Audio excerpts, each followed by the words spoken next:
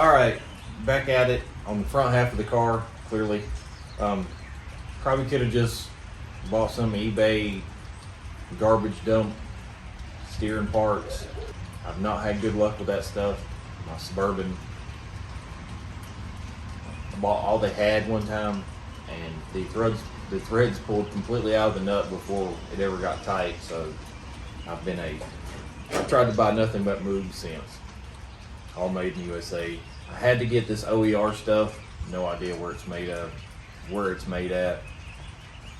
Tie rod sleeves, and this is the pitman arm because this Impala box has a on the steering arm. It has a joint, a non-serviceable joint actually.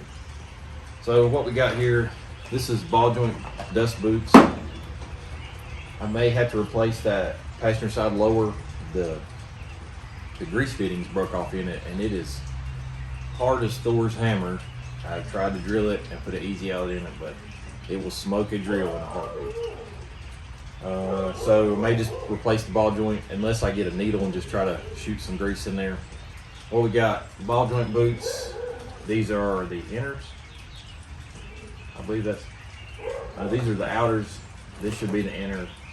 This guy right here, it's the outer arm, and in that pack there, that's shock relocators that takes the shock out of inside the center of the control arm through the spring and places it outside the control arm on the frame. Typically, air ride hydraulic guys will do that setup. I guess just simply because there's nowhere to put the shock if you have a bag in there. So we're going to go with those. I'm going to try like crazy to make these QA1s work in the front. I have a feeling I may be dangerously low to the exhaust after this is done. So these are double adjustable, so I can adjust up the compression and the rebound and all that, which might make it ride a little hard, but the little bottom is quick. So hopefully I can make these work. They're just going to sit around for the next, who knows how many years before that 55 is even touched or completed. But and I still have the car. It's up there covered up in the other carport. But yeah, right now this video will be just doing steering components, and then the second video will be, or then the video after this should be putting the brakes back together. Put that, I don't know if but it looks like I may have to cut the Z-bar bracket loose from my clutch linkage to put that shock mount on. I don't really want to do that, but I've got them. And the shock mounts are made, I believe he's out of Iowa. They're the Midwest states. Pretty nice little deal. And they're not much. 60 bucks shipped, I believe is what it was. And it comes with hardware, your lower shock studs. You have to drill the lower control arm. Let's see. Twisted Images. Comes with a sticker. Got some directions. Twisted Images. He's out of Oklahoma. So it's on Facebook, Instagram, and something else maybe. Got a website. Check him out. Ship quick. Support those small businesses.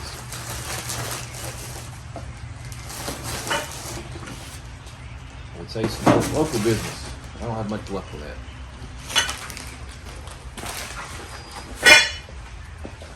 So we'll get all this. I'm gonna get all the the only thing I didn't replace is the center link. Typically you don't have to unless it's bent, but honestly, how in the world would I know if it's bent unless I had one to compare it to? So we're just going to hope that it's good. I was wanting to put a big sway bar on the front of this thing, but my rear suspension kind of blew my budget, so I guess we'll just have to ride this little pencil-sized sway bar for now. Maybe later. I'd really like to do tubular upper and lower control arms. Not in the budget as well, so I'll just ride with what we got. steering and stopping and that sort of thing. It's pretty important. So, and it does wander, or did wander pretty bad. I really would like to change the steering box. I can tell it's got a little play in the output shaft, or whatever you can call that, sector shaft. Found some rebuild kits, but I don't know if I want to go that route or just keep searching for a reman box. But I'm gonna start pulling this stuff apart, and we'll lay it all out, and get some measurements, and roughly assemble it all on the ground, and go from there. Competition Products, your source for hardcore engine parts for street, strip, and oval track. Our free catalog is packed with hundreds of product lines from the best-known manufacturers in the performance industry. Lowest prices guaranteed. Free shipping and handling on all orders over $149 in the continental U.S. Need expert advice? Our knowledgeable staff is just a phone call away. Competition Products, race parts sold by racers since 1970. All right, you'll need a puller. I had a Pitman arm puller. It was a cheapy Harbor Freight. Honestly, I modified this thing. I cut the ears short on it, and you can see, I don't know what I was pulling on, but it pulled them out, bowed them out. So that's no good. That was pretty cheap. I think it was like 20 bucks. So whatever I used that on, it must have worked. So I had a 3-jaw puller that you can make into a 2-jaw puller. Hopefully that'll work, because you have to pull that thing off. And really the only thing holding it on is the steering box, and right here where the idler arm bolts to the frame. Probably should have been spraying those threads with some PB Blast before now. But you know, that's how it goes. All right, we'll stick you to the jack stand. Sorry it's raining. It's probably picking up all the rain on this carport roof.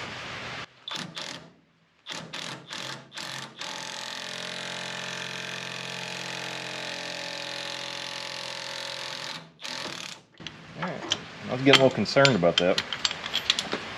The old Milwaukee M12 here. Just go ahead and use it for well, I got a 1/2 inch on that side.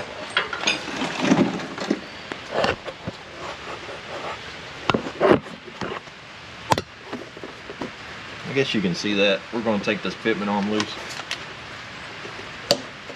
And that the nut on that steering box, 1 5/16" socket. Luckily I had one of those.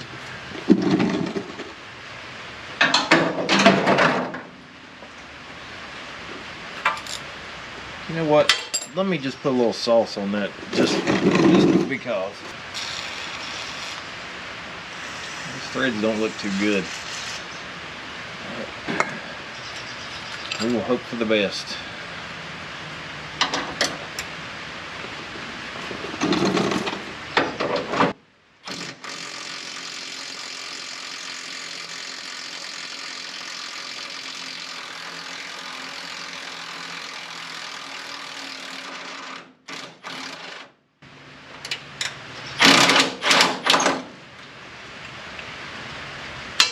Alright, there's one.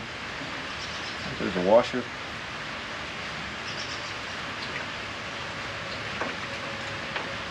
It'll fall off. Alright, this top one, I have to change my game plan here, because you know, that bumper brace is all up in the way, so I can't go in straight. Look how bent up that frame rail is. It took a whop at some point. It all buckled in, but I don't really care. Alright, I'm gonna put you right here. Maybe you can see what I'm doing. I'm gonna go in from the top, try to get the impact on right here. Put the wrench on the outside.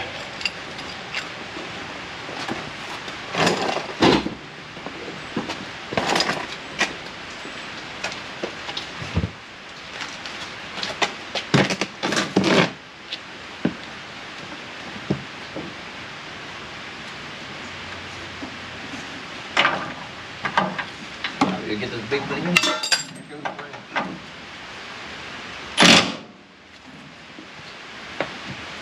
Where'd that go? Anybody see it? Found it.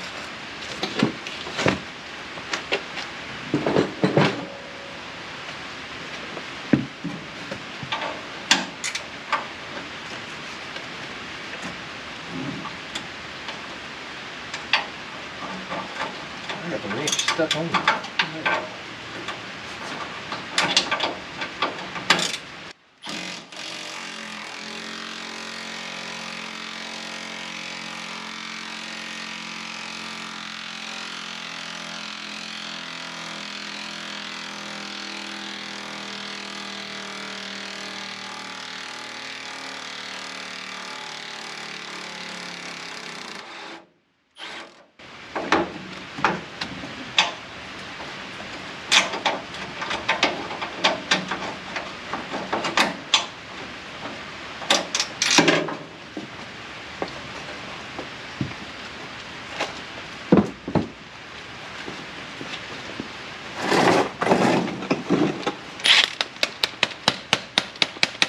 Alright, hopefully those threads aren't all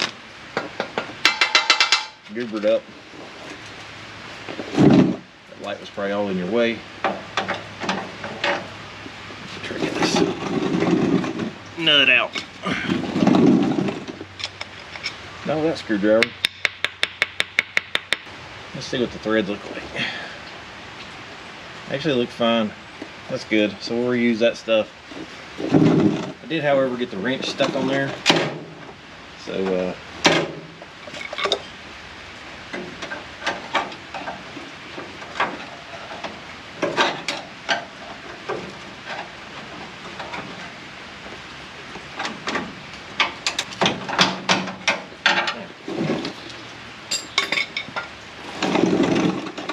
alright, so let's knock this idler arm loose from the frame. There goes the washer, the other washer.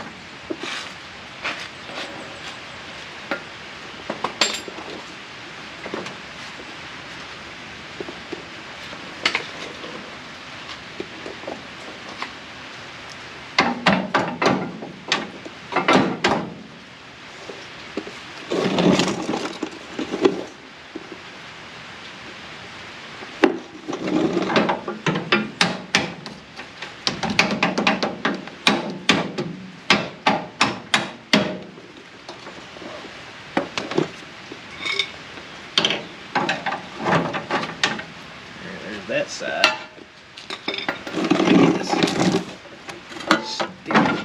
Alright, so that's the whole assembly.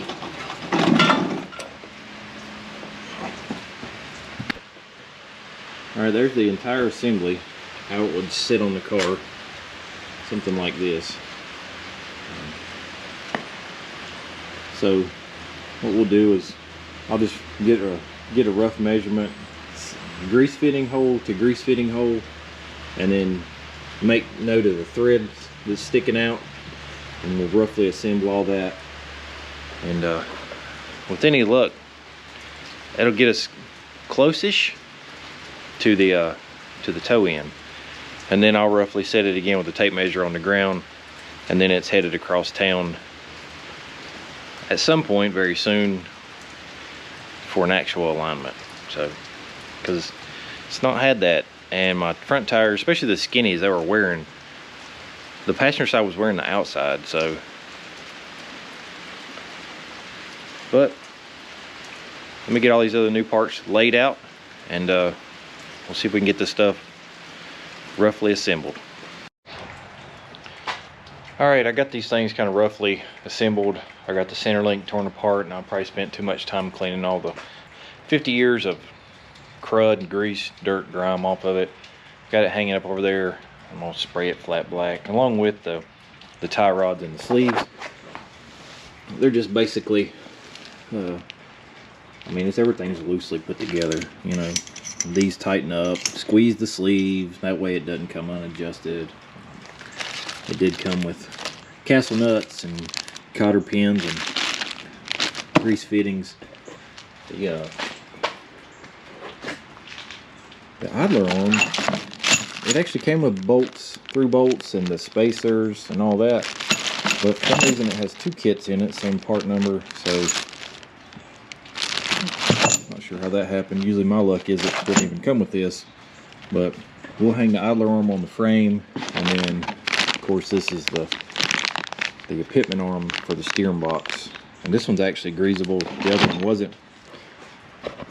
Oddly enough, this stuff's really tight. I mean, it's not that bad.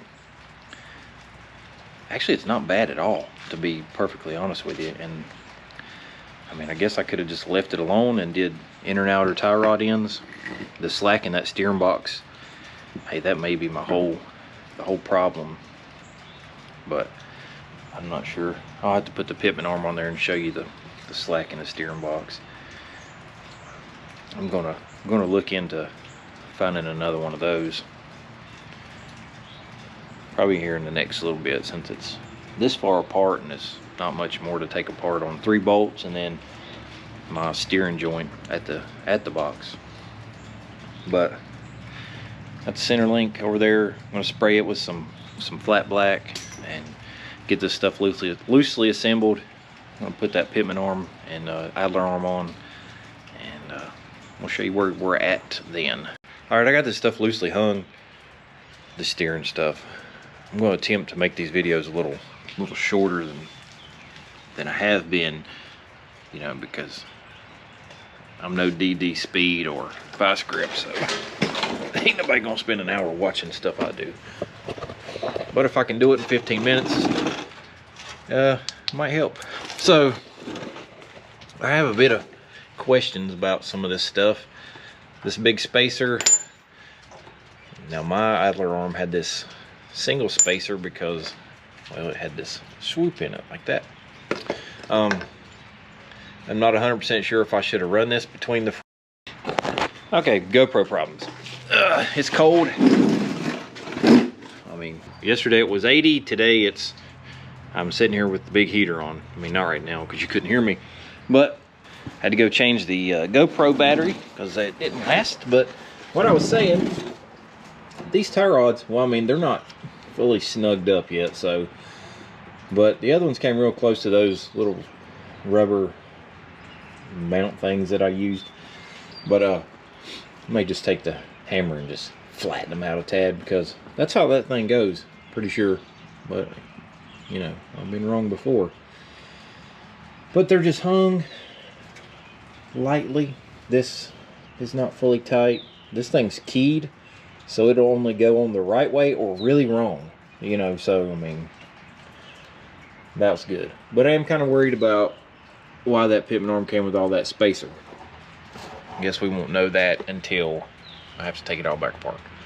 I'm going to try to get this grease fitting out one more time and then give up. What else?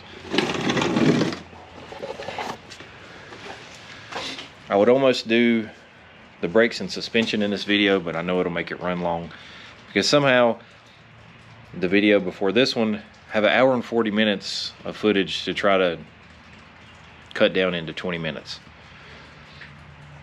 So I'm going to stop here. Don't forget, like, share, subscribe. I'd like to see 2,000 subscribers before summer. That would be fantastic. But thanks for watching Left 4 Dead Garage. We'll see you later.